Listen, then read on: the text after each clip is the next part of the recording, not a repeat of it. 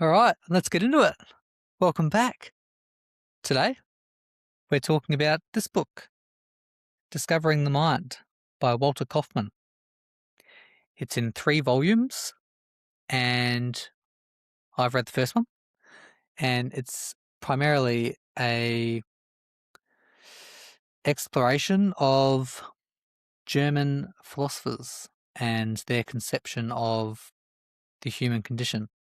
Now, Walter Kaufman was a German philosopher in the mid to late 20th century. He fled Europe during World War II, came to America, and he taught himself English.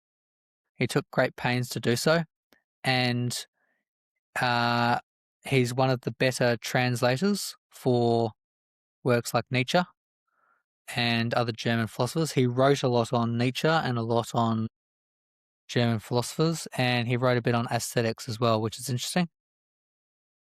But in this book, primarily, he discusses the mind. Now, he doesn't mean mind in a dualistic sense, like there's a mind and a body and they're separate, and can we have an argument about or a debate about whether the mind impacts the body or whether they're cut off from each other or whatever those arguments are. No, he's talking about the mind in the sense of the human condition, all of the thoughts, feelings, and emotions that encompass the human experience, all of our beliefs and our desires and aspirations and our ability to move amongst the world and create or not create, whatever the case may be, and an all-encompassing passion of what it means to be a human. So that's what it means.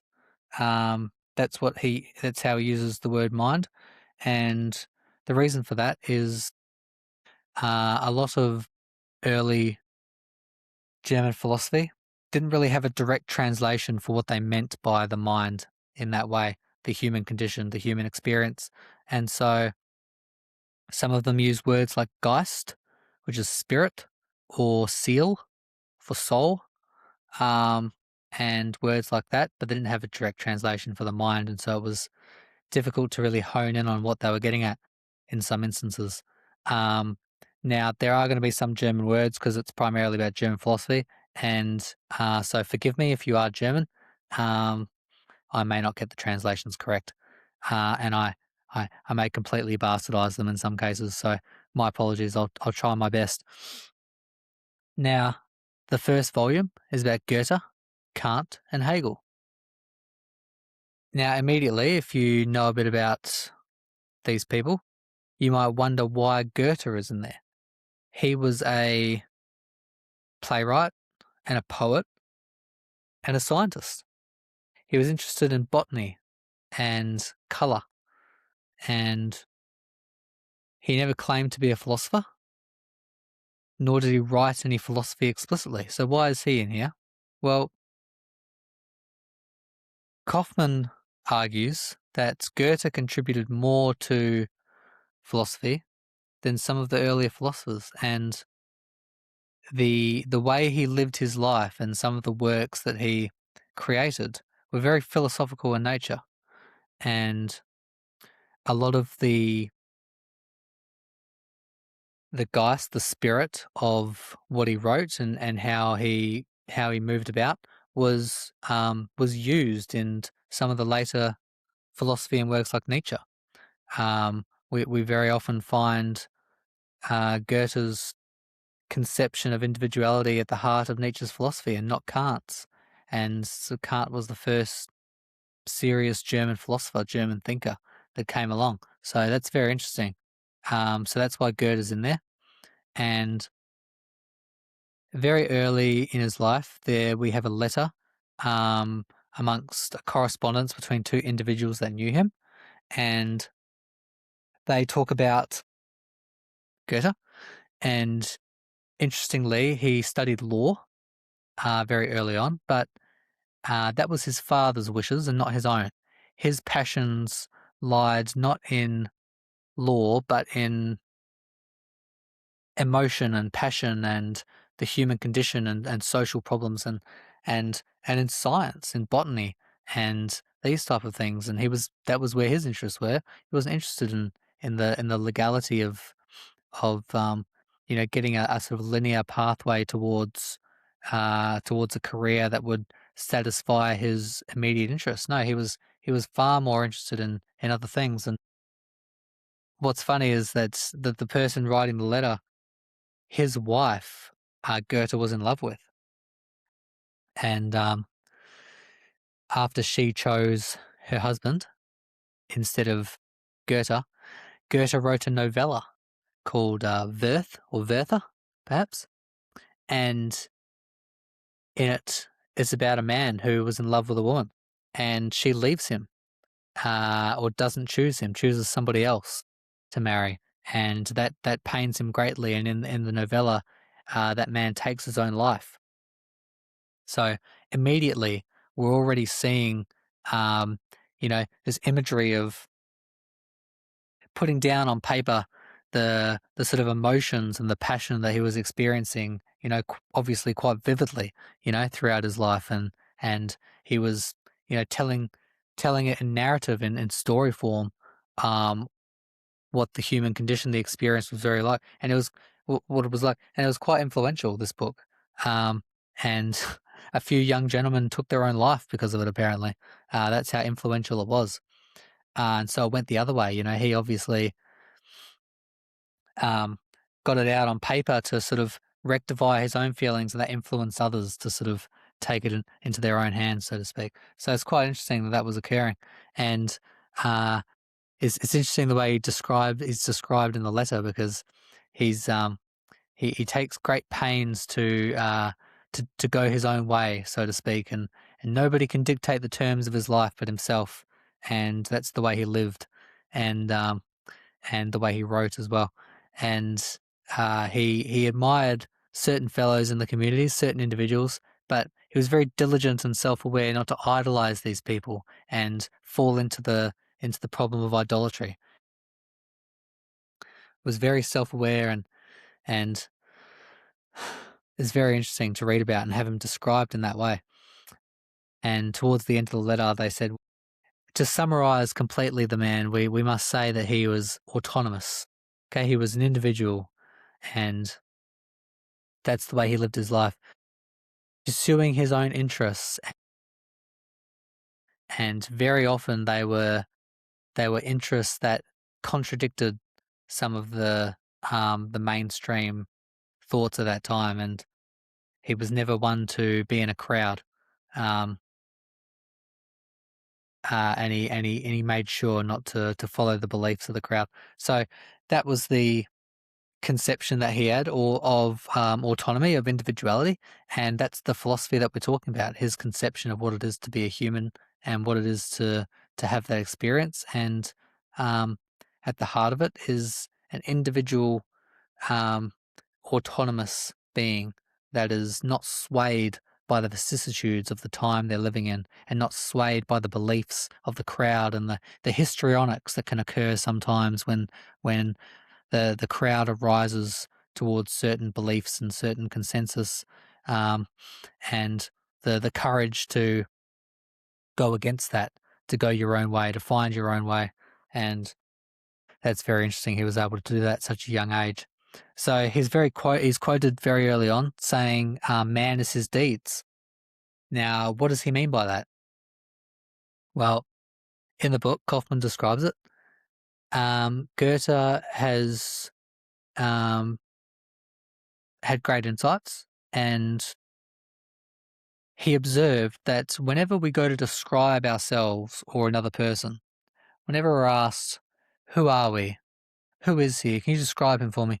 We we go about attempting to describe their essence, their character, their identity, them as an individual, and what we're really trying to get to the heart of is their essence, who they are. But we're not very good at describing it. We always seem to fall back to his career, or some of his actions in the past that we've observed, some of the things he's achieved or hasn't achieved, his desires, uh, whether he's funny or not. And so man is his deeds. We always fall back to that characterization of people I know when I've been asked in the past, who am I? It's always been, well, I'm my career, or I'm my name, or I'm my age, or I'm some of the things that I've achieved or haven't achieved. I'm what I want, what I desire. But that's not really what I mean. What I mean is I'm unique in some fundamental sense, and I believe I'm unique because my experience is singular and it appears to be different from those around me. But I'm at pains to describe it. I'm not very good at it. I can't really. What I'm trying to describe is elusive. It's it's very difficult to really hone in on what it's like for me as an individual that's separate and cut off from others. Maybe it's not at all, but that's what Goethe claimed. We really are trying to describe something different when we're talking about people or when we're describing ourselves, but we're not very good at it. And so we always fall back to our deeds. And so man is our deeds. And that immediately opens up philosophical debate about what it is to be a human, what the human condition is like. Perhaps we are just our deeds.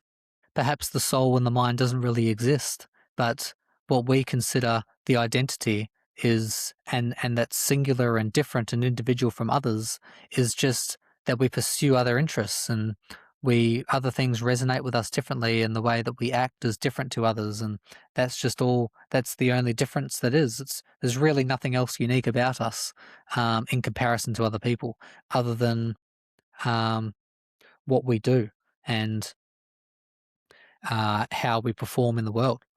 And, maybe that's what that is. I don't agree or disagree either way, but that's just something that's arisen over the course of a simple statement as man is his deeds.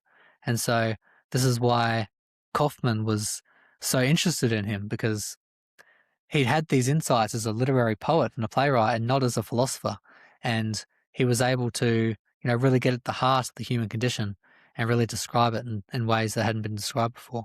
And you see that in Faust as well, his play, where it's a story of becoming.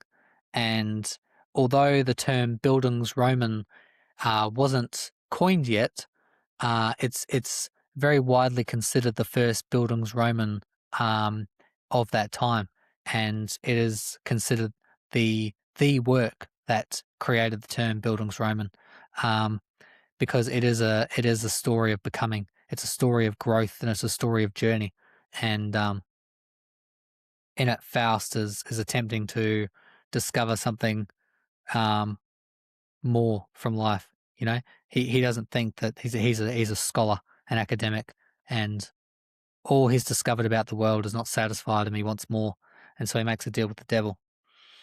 And and it's been a while since I've read it, but that's broadly what I remember of it. And and so he goes along, and the devil tries to corrupt him along the way, of course, because that's what the devil does. And again, this imagery that we get all throughout Faust is it really is it really is beautiful in the sense of what it's like as an individual to go along, and the thoughts and experiences that certain people have in certain instances of the world that are different and singular. And Goethe really embodied that throughout his life. So he wrote Faust at part one. Now, part two he had written a number of years before his death, but he made it a point that it wasn't to be published or even read until after his death. And his reasoning was just that I just want it that way. There's just no other reason. Perhaps there was some other unique reason, but he never said that there was. He just said, well, that's just the way I want it. And nobody else is going to tell me how I'm going to live my life. And that's just the way that it's going to be. So that's what I want to happen. And that's what did happen. He died, and then it was read and published posthumously. And that's very interesting. And so he really did embody what what it means to be autonomous and singular and different from the crowd. And I know a lot of us really want that today. There's a lot of trending on social media where everyone's got to have a niche. And, your capacity to show other people that you're singular and different is uh, greatly coveted, and some people are better at that than others. But unfortunately, because the desire is to be singular and different, it's just a whole bunch of people in a group trying to be singular and different, and it ends up becoming um, a group fad instead of an actual thing. It becomes superficial, and that's what I've observed anyway, especially on Instagram. Um, but that's interesting. So Goethe really lived his life that way, and his contribution to philosophy was great in that sense, of defining autonomy through his literary works and through his actions and how he lived his life. Um, he was also a scientist, and he criticized Newtonian color theory. And what he was really criticizing was science's new and fixed determination to understand the world through through mathematics, which he believed wasn't the only way to do science. And that's, I might be able to give you a brief example of why that's plausible. But, we're very much in a society now that understands the world through numbers, and it's the only way we measure things. And that's unfortunate because that's not all there is to the world. There's more out there.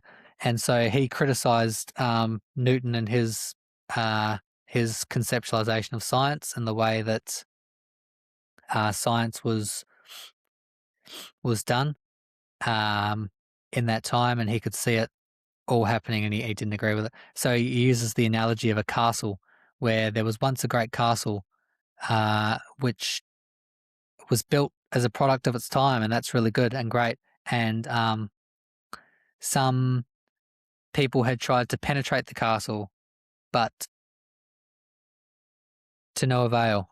And as a response to people trying to penetrate it, trying to take it over, the castle built new parts to it over time, new defense systems. They heightened the walls, and they built they built deeper moats and things like that, and they patched over all the cracks and the destruction that had occurred as a result of some people trying to attack it. And over time, more and more parts of the castle got added, because that's what happens over time. You just add things to it, and there were certain wings added to the castle that weren't in the original design, and as a result of new people who owned it and wanting different things, and they added more to the castle, and eventually the castle became something else, something different. There was, in order to get from certain places where the original castle was built to the new wings, it wasn't really well thought out. You had to walk through odd sort of hallways and parts that didn't really match up, and in the end, you had this sort of grotesque caricature of what a castle is. And during that time, architecture had grown in such a way that castles were no longer built in the way that the original one was built. And so newer castles were being built in different ways, but that old castle stayed in the way that it was, with this sort of patched over and added parts to it. But people always still applauded that castle because it had never been penetrated. It was a virgin. So it had never been, it had never been cracked, so to speak. Nobody had been able to get through it. But as a result of that, it was no longer the thing it originally was. It had it had transformed into something else, something ugly and grotesque. So, and that's what he conceptualized with Newton's color theory, and some scientific inquiry in regards to mathematics. And what he was really saying was that instead of trying to, if certain theories had holes in them, either they couldn't be repeated, or certain parts of them weren't working or being resolved with newer discoveries, instead of trying to patch those older theories up, we should just be bracketing that off, starting afresh and in a different way. And that's what his claim really was, that sometimes it's necessary to wipe the slate clean and rediscover something new and or the potential for something new. Look at it a different way, and you may be surprised in your inquiry. So that was his main criticism, and you can sort of see it with math. Like if you, I was trying to think of an example earlier, you know, in relation to the video, but I don't know if I'll get to the heart of it, but I'll give it a go. So if you think about fruit, just think about fruit in the supermarket. The only utility it has to measure the fruit, to weigh it, like, you know, like if you say fruit is like an orange is like, I don't know, 10 grams or something. I don't really know how much it really is. Let's say it's 5 to 10 grams an orange. Um, what utility does knowing that have? None. It doesn't change the flavor of the fruit. It doesn't make it any less or more enjoyable. The only reason you would weigh it is so you can give it a price to sell it. Now, it's a bad example because we do need to have a way of measuring it to give it a price. But in some sense, it's not, because why don't we? I'm not. This is somewhat a serious suggestion. Why can't we value the fruit on how good it tastes? And why don't we pay more for the fruit that tastes better, or the more juicy fruit, the more juicy orange, the more ripe one, the one that's been plucked yesterday instead of 3 weeks ago, instead of by weight.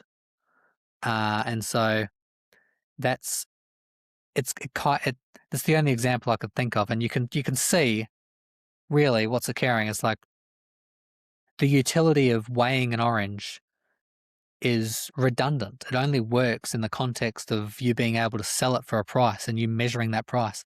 These things we've applied we're imposing something onto the orange. It's not an inherent feature of the orange. Like, yeah, it has a mass, that it has a mass in it, that's inherent in it, but the weight that's something that we've applied to it. We've created the concept of weight and we've impose that onto the orange. And we've done that so we can measure it and sell it abroad in our markets and things like that. It's not something that's necessarily required in the notion. In fact, very rarely do we even consider the weight when we eat an orange. Our main evaluation of how good an orange is whether it tastes good and it's juicy and has less seeds in it, or whatever the case may be. Some people evaluate it differently, but you see the point there where we've imposed mathematics onto parts of the external world in order to achieve certain things.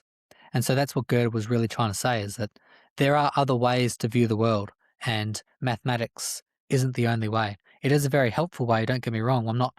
Let's not get mixed up here. We're not criticizing mathematics in general or science in general in the way that that's Newtonian, that Newton conceived it. No, no, no. It's very beneficial. But it's not the only way to view the world. And there are other ways to view it. And that's a very interesting claim to make. It's a very singular claim, and it's very contrary to the world we're living in now, where it's all math and it's all science and it's all rigid, clinical, scientific reduction all the time. Who's the guy the neuroscientist who's very famous, the podcaster?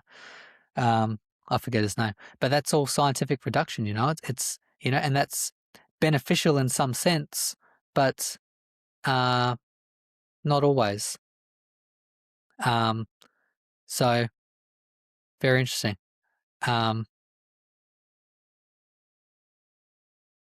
Goethe was in some way more of a philosopher than some of the philosophers that we've had since him. So that's very interesting. Very famous poet, playwright, and Kaufman was a great admirer of him. And when you contrast him with Kant, we'll see some stark differences. So Kant's version of autonomy was very different. We we don't see a lot of his conception of autonomy in any of the later philosophers, but we do see a lot of Goethe in them.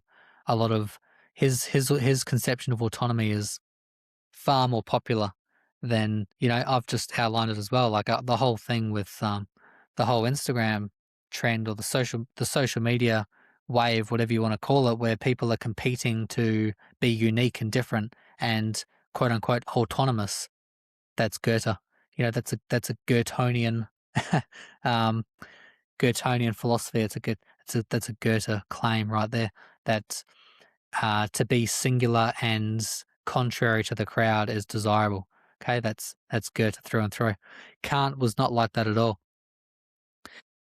Kant was trying to find universal certainty amongst amongst his claims about morality in the world, and even though he had similar claims about um, metaphysics and things about how much we could really impact the world, a lot of his a lot of his work was trying to universalize, and what that means is having it apply across every instance possible in the world, and that was his task, and that's extremely contrary to Goethe's. That's you're trying to find a motion of a notion of the world that applies to every person. What is that if not group histrionics?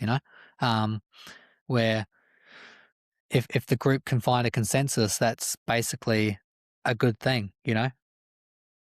Um, and that was unique and different.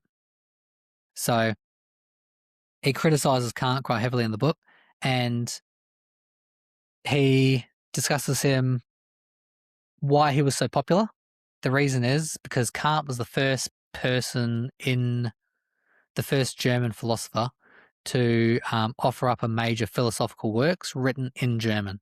Okay, Leibniz came a bit before him, and he was writing in French and Latin, and I think Master Eckhart didn't write in German either; it was in Latin probably. And Kant was the first serious philosopher who wrote purely in German, and that's partly what made him famous. But it came with its own set of problems because German language was still being developed.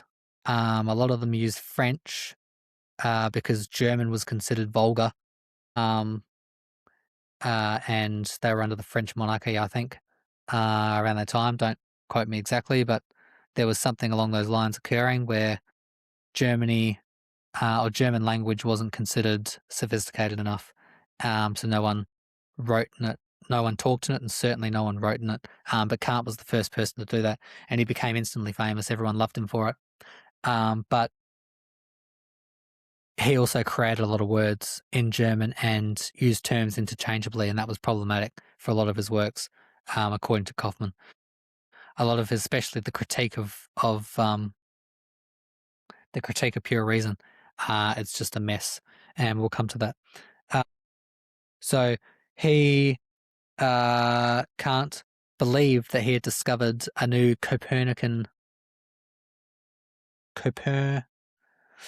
Copernican theory, with his theory of knowledge. If all knowledge comes to us through experience, how could we have a priori knowledge? A priori just means prior to experience. We can know it without having experienced it. So mathematics is a good example of that. You can know that 2 + 2 = 4 just by the definition of the terms being used. You don't need to move anything around the world to know that. You can just know it by the very features of the thing itself. But if the world was shaped by our perception of it, a priori knowledge wasn't possible. So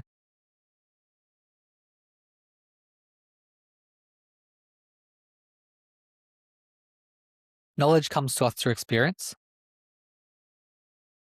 If all knowledge came to us through experience, how could we have a priori knowledge? It wouldn't work. And so he tried to turn that on its head and say that a priori knowledge was not only possible, but was partly how we understood the world. So, in fact, some knowledge prior to experience we impose onto the world, and um, that's a very that was a very interesting claim to make at the time, and that's just what we've been talking about with mathematics. Um, we've applied certain features like weight, like kilograms and grams. We apply that onto things. We impose them onto them, in some sense, not in every sense, because they do actually have a mass that can be measured, and so that is a feature of the object. But um, the concept of a gram and a kilo, those are not those are a priori concepts. We've created them and we've imposed them onto the world. And so Kant's claim was that the world is shaped in some sense by our a priori knowledge. And that's a very interesting claim to make. And that was contrary to, well, it wasn't contrary, it was unique of the time. No one had ever made that claim before, in that way, the way that Kant did. But the problem was his obscurity. Okay, so he created a lot of terms. One of the famous ones is transcendent and transcendental.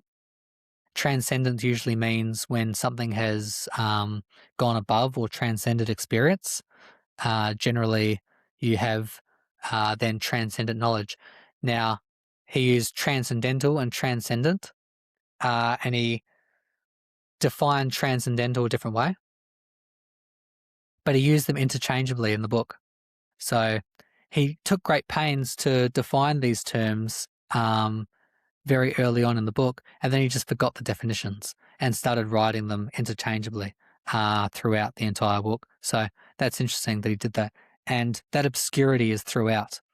Um, so the obscurity is problematic. He used terms interchangeably and forgot the definitions that he took great pains to write about throughout his book. And he justified it, all of this obscurity, in a letter to one of his friends, I believe, and to some of the publishers as well. And he says, I don't want the public to misconstrue any of the theories that I have. I want, as much as possible, only academics to be able to understand my work, because the public might misinterpret them. They might come to certain radical conclusions that are dangerous or contrary to the greater public interest.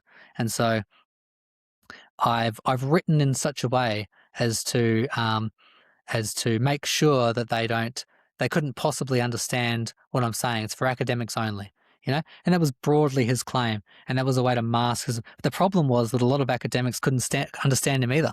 So that was the great problem. He introduced a lot of terms in German, and he used them in ways that were different to the definitions that he placed on them, and that was problematic. And that obscurity really set a precedent. It's really played out in the academic world, where especially philosophers and a lot of sociology academics believe that in order to seem profound or to have great theories, you need to be obscure, and you need to make it have an air of sort of obscurity about you, where you're sort of alluding to your theory without really describing it in great detail. And if people can't understand it, you're on the right track. You're getting to the heart of what's really, involved in academia. And that's just not true. In fact, more clarity and simplicity uh, is often quite hard to perform. And, Einstein said this, if you can't describe it to a 3-year-old, you don't really know it yourself. And it's a shame, because I've been to a lot of philosophy talks and they're obscure. The person talking at the podium doesn't even understand the philosophy that they're discussing. And you might think that that's not happening. It's happening at even today. It's widespread, and it's prevalent amongst even postgraduate students. So that's interesting that that's still happening, and Kant set that precedent. And Kaufman talks about the obscurity. He he talks about it in the context of who Kant was as a person. And that's a vein that we just had with Goethe, and that's throughout this book, these volumes. Um, Kaufman believes that the context surrounding the people gives greater understanding to their works than just the works themselves, and that's another contrary consideration that a lot of, especially left-wing academics today, they believe that, the works should be completely abstract and cut off from the identity that's writing them, and that's, knowing something about the author is irrelevant to the works that are being written, and that's just not true. Uh, we saw with Goethe his ability to write that novella was due to the experiences that he had, and they shaped him and made him who he was, and that came through in his work. And as we'll see, the same thing happened with Kant. And you know, think back to your own life, and I know with mine, I'm a product of my experiences. There are things that have occurred and events that have happened in my life that have shaped who I am, and the way that I've dealt with them or not dealt with them over the course of my life has been beneficial or non-beneficial, whatever the case may be. And that's happening in constant flux and interchangeably throughout everyone's existence. To say that a person's experiences and their beliefs are irrelevant to the products and products and beliefs that they share in the world that they write down are irrelevant is crazy. It's just not true. That's Kaufman really does work in finding out a bit about who they were as people. It it really sheds light on a lot of these philosophies. So Kant um, Kant was constipated, and he took pills to alleviate his constipation. He Kaufman describes in the book is in the works he's written. Um, it sort of embodies that sort of constipated disposition where you're constantly getting a build up in in the work, and all of his words are leading up to some sort of big theory that's being um, going to be revealed at the end, but then it doesn't quite get revealed. But what does happen is you get this sort of constant like flush of like word vomit that just occurs after as if you've finally relieved yourself after all this time of you know discovering what very, very, very closely resembles that of being constipated anyway, which is interesting to see and read. So he lived his life according to self-imposed rules, which he called maxims, um, and they were a way of governing his life, and that was his conception of autonomy. If he could find he thought that pursuing your own interests were contrary to um, what was really beneficial for your life. And so he created these self rules in which to govern his own life. And he was, uh, that was his conception of freedom, was being dictated by the terms of rules that he set upon himself. And that kind of similarities arise there in relation to Stoicism, where you sort of, the disposition is sort of indifferent or, singular to all the experiences you have, and you sort of impose this sort of disposition onto yourself where you're hard as a rock type of indifference about you, and anyway, it's similarities in relation to that. So it's very interesting to see, and that's how he lived his life. He lived his life according to those maxims and those self-governed rules, and he would he would he would make sure to be in bed by 10 so that he could be up at 5, but he'd have his manservant come in and wake him up at 5 so everyone would know he was always up at, this is who I am. I wake up at 5 every morning, even though he got someone to do it for him. He set an alarm. So it's very interesting. Um, in relation to his maxims, he was trying to find a universal ethics with which to live his life, and that was where the maxims really came in. So he, I believe I've written his example down. Where is it?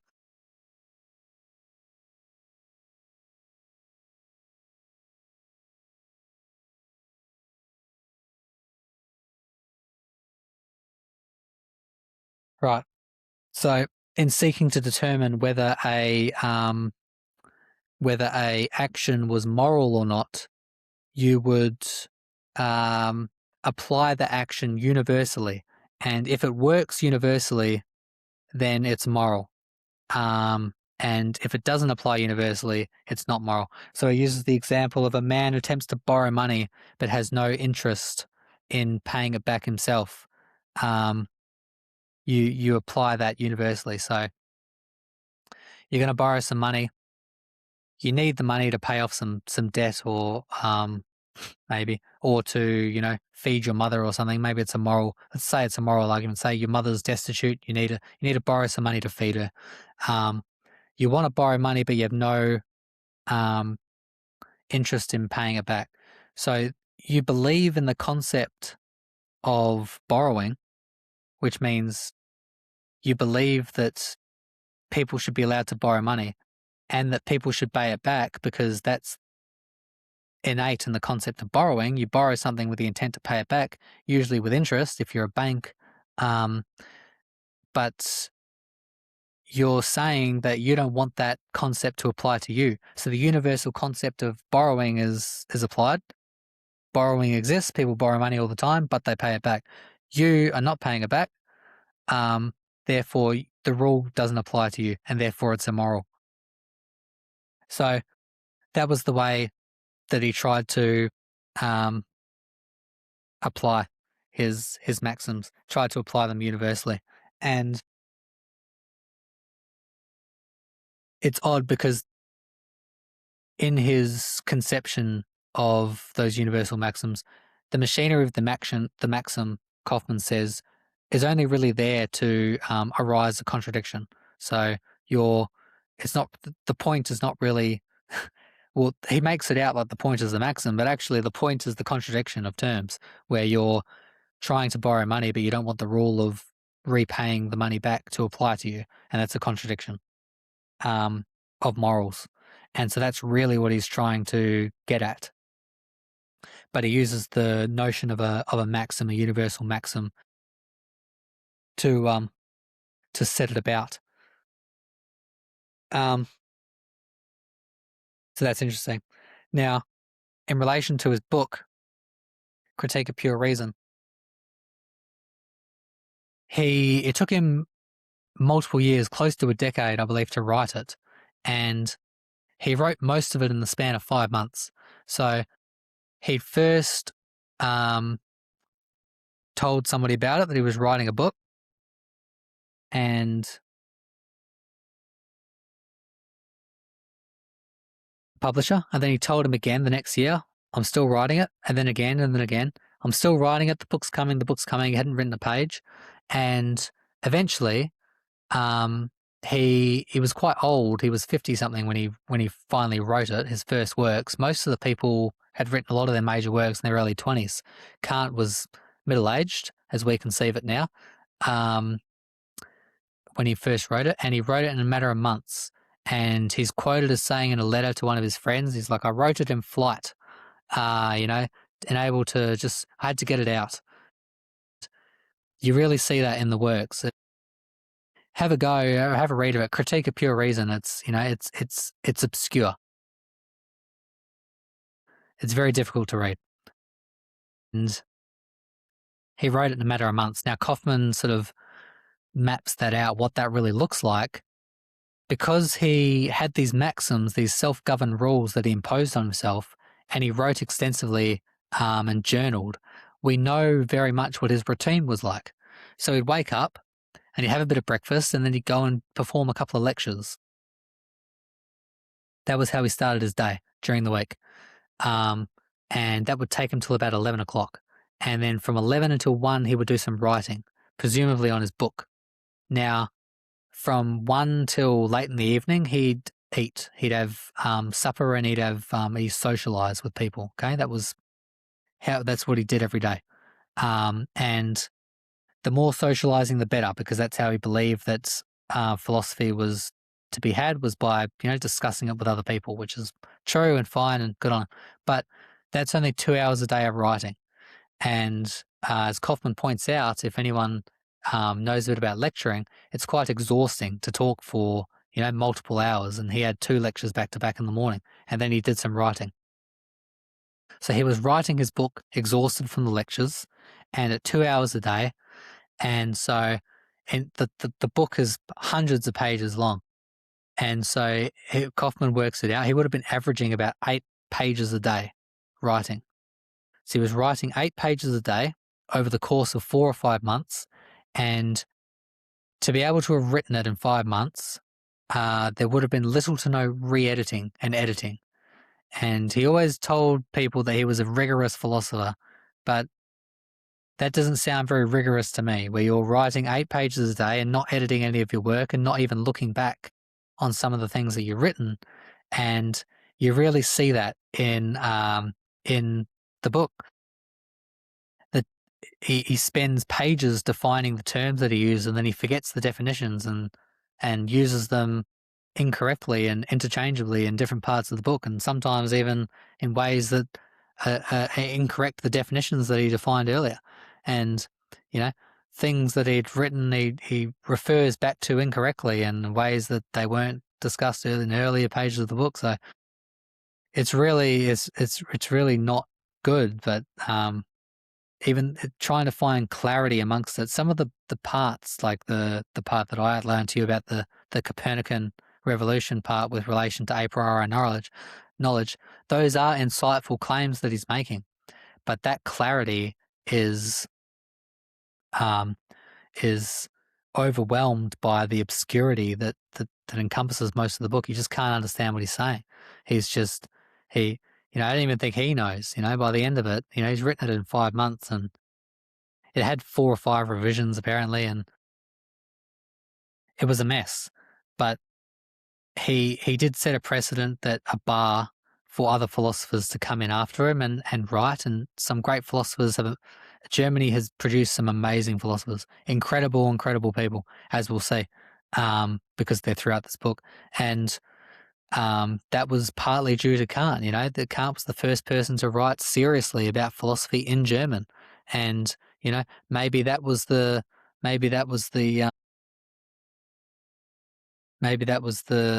corollary of needing to do that, is that the first one had to be obscure, but it really ignited a fire in Germany to sort of start writing serious philosophy, and they did, and they've had some amazing insights about the world.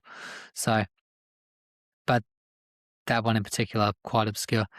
So there you have it, contrasted together. Kant's version of autonomy, not widely used, not widely discussed in comparison with Goethe. People tend to more believe they're unique and want to aim at things that are singular and different from others, because, of course, very understandable disposition to have in the world and very desirable. And, we want to place our mark. And, in order to do that, you have to be different from others, because if other people are doing it better, then you're not going to be known, are you? Kant tried to universalize knowledge and morals, and his conception of autonomy was adhering to certain disciplinary rules that you could impose on yourself, which cut off your baser instincts and interests, which he didn't agree with. He had that conception with beauty as well. So in order to really discover beauty, you had to have an air of indifference about the object per se. Had to sort of cut yourself off from the interest in the object in order to, then you're really getting into what it really was to be, for it to have beauty. Then you could discover beauty in the object. But that's just crazy. Of course, you're going to have the only way to discover beauty is to have an interest in the thing first. Uh, Something's drawn you to it, um, to the object, whatever it is. It's a Rembrandt painting or a sculpture or whatever the case may be. Maybe it's an architectural building in your community, but something's drawn you to it. You're interested in it, and then you then designate it beautiful. Okay, it comes afterwards. You can't. You just. I don't believe you can anyway. But that's a topic for a different day. So those are the main two in the book. Hegel, I read briefly. He's trying to resolve Kant and Goethe, which Kaufman says he doesn't do very well. And a lot of his works are about becoming. They're about a person's life and not really conceptualizing. We always conceptualize a benchmark, like, oh, if I get the house, I'll be content, or I'll be I'll have achieved what I want to achieve, or um, if I make X amount of dollars per year, or if I have the beautiful woman down the street who I've eyed up is quite enchanting. If I secure her as my wife, I'll be content. And we place these benchmarks on our life, and our life will be complete once we achieve them. But it's never the case. It's never been the case for me anyway. I've always striven after more afterwards, and so Hegel tried to hone in on what that really was, and we talked about it in Goethe with Faust. It's a story of becoming. It's always a constant flux of change, and that's what the human condition really is. So that's all very interesting. But Kaufman comes at it from the point of view of him trying to resolve Goethe and Kant, and it doesn't work. You can't, because they were different. They describe different things, and they live their life very differently. And there you have it. So that's what it was like. The first volume's done. I'm going to read the second one next. I've got it down there. That's Nietzsche. It's definitely Nietzsche, and I forget the other two. So there you go. Thanks for watching, and hopefully it's been semi-enjoyable for you. It's enjoyable. You should have a read of it. It's a good book. It's very easily written. It's very uh, it's written in a way that's very simple. It's approachable. It's very approachable. That's good. That's how it should be. It's easy to understand. I read it. I had to read it a couple times to really get at it, because I was new to the philosophy. But if you're a philosopher and you know about these people, then have a read of it. It's quite good. And if you're not, have a read of it as well, and read it a couple times, and you'll be better off. So that's good. So there you go. Thanks for listening.